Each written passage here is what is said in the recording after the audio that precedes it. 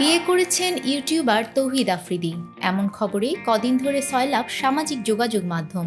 12 November রাত থেকেই বিভিন্ন গ্রুপ ও পেজে তার বিয়ের বিষয়টি চর্চিত। এমনকি বিয়ের কিছু ছবিও হয়েছে ভাইরাল। সপ্তাহ পার হলেও এই নিয়ে গুঞ্জন যেন থামছে না।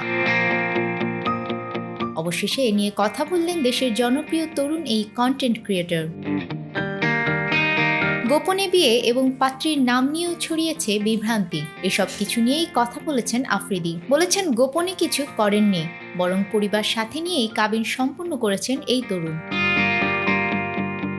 গোপনে বিয়ে করেছেন আফ্রিদি এমন খবরে এই তরুণ বলেন, আমি গাড়িতে বসে শুনি গোপনে বিয়ে করলেন তৌহিদ আফ্রিদি। আরে বিয়ে তো গোপনে করিনি, আমি বিয়ের ছবি আপলোড দেওয়ার আগে অন্য কেউ আপলোড করে দিয়েছে, নিউজও হয়ে গেছে। ভেবেছিলাম বাসায় যাব, এরপর সবাইকে বিয়ের খবর জানাবো, কিন্তু সে সময় আর কই পেলাম। অনেকেই ছবি পোস্ট করেছেন।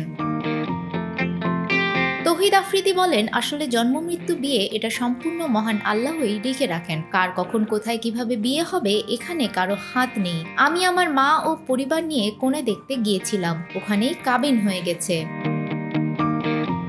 তৌহিদ আফ্রিদির স্ত্রীর নাম রামিসা আল রিসা, তার যমজ বোন রাইসা আল রেজা। শুরুতে খবর ছড়ায় রাইসাকে বিয়ে করেছেন আফ্রিদি। এ প্রসঙ্গেও মাই টিভিকে দেয়া ভিডিও সাক্ষাৎকারে কথা বলেন আফ্রিদি। বলেন, সমস্যা হচ্ছে মানুষ আসলে কনফিউজড হয়ে গেছে, তারা তো যমজ বোন হওয়ার কারণে আমার শালিকাকে অনেকে আমার ওয়াইফ বলা শুরু করেছে।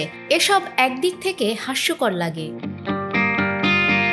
নিজের সবকিছু নিয়ে ব্লগ বানান, বিয়ে নিয়ে কেন ব্লগ করেননি জানতে চাইলে আফ্রিদি বলেন, কেন সবাই বিয়ে করছে, এটা তো কাবিন হলো। এ সময় তিনি জানান, আল্লাহ চাইলে বিয়ের অনুষ্ঠানে সবকিছু হবে। নিউজ ডেস্ক, আমাদের সময়।